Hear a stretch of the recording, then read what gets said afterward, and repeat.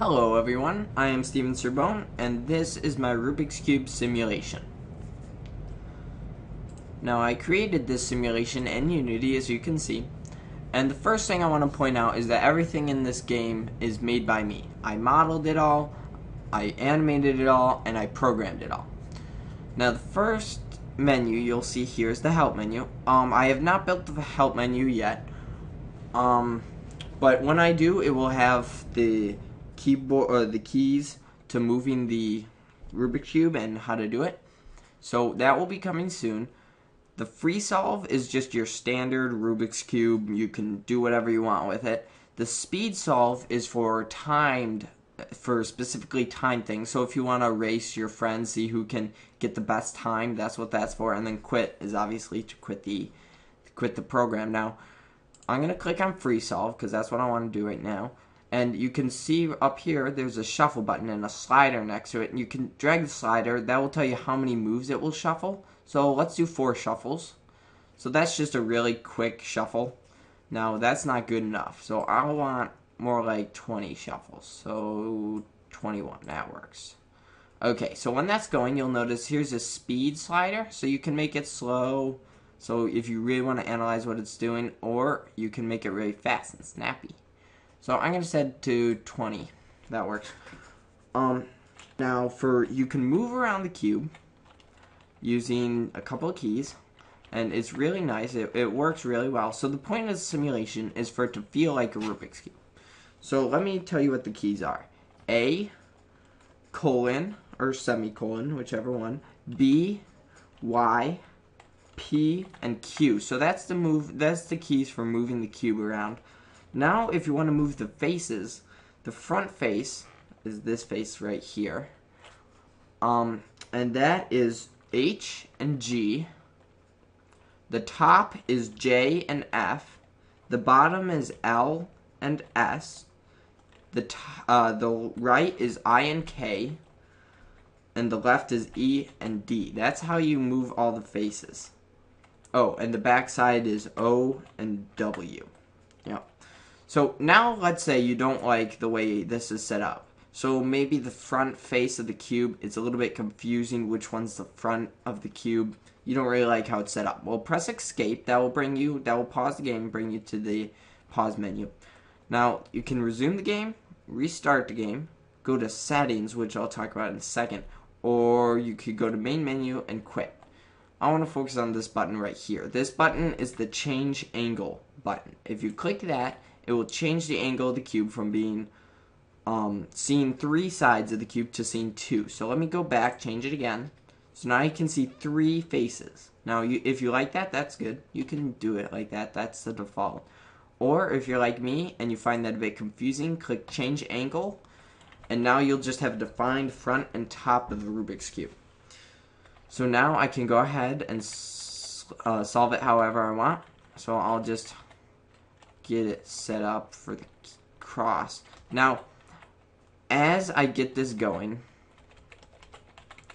you'll notice that there's a set 6 colors to the Rubik's Cube, as all Rubik's Cubes go. But let's say you have a Rubik's Cube where yellow is black. So instead of having yellow here, you'd have black.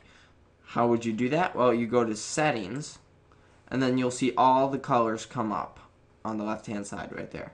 So if you want to change yellow to black, just click on the yellow. It'll bring up this thing. Now, this is the RGB channels for that yellow. So if you want it to be black, you just drag them all back so it would be black. It's a little song reference there. So you can see as you're moving it, it will change it. The live preview will change the color. So you can do blue-ish, greenish. You could do orange, red, all these different colors. I'm going to go with black right now. So now you'll notice all the yellows are blacks. And it didn't reset the cube. It will just do it as it is. It will just change all the yellows to black automatically. So now that you've got it the way you like it, or maybe you don't like that, but either way, right now you've got it how you like it. So now you can just solve it, and when you solve it, something will come up here in the upper right-hand corner-ish that will say solved, so it will tell you when you solved. Now, if you want to time yourself when you're solving it, hit the space key, and you'll notice the timer in the bottom left-hand corner is now counting up. It's counting seconds, and you'll see some milliseconds there. But then as it progresses, it will only go to seconds and tenths of seconds. Yes, that's what it is. So you can start it with space and stop it with space. So you can time yourself and pause it midway, however you want to do it. Now let's go back to the menu. Go back. Now we can go to main menu or quit. So I'm going to go back to main menu. Now I'm going to show you speed solve. Speed solve is the exact same thing, except it limits what you can do. So you can't just shuffle it once or twice or 4 times. You have to shuffle it a set amount, which is 25. Now you can adjust the speed still, because that's just a customization thing, and you can still adjust the colors. But what you'll notice is when I click shuffle, it will shuffle it 25 times, and then it will have a countdown from 10. And that's just a set time, so I can look at the cube when it's counting down, and then after it's done, or as soon as I move, the timer will start. And now the timer's going, and now I'm going to solve the cube. So that's just a way of like challenging your friends to see who can get the best time, however you want to do it. That's just a set, can't cheat, that's just a set way of doing it.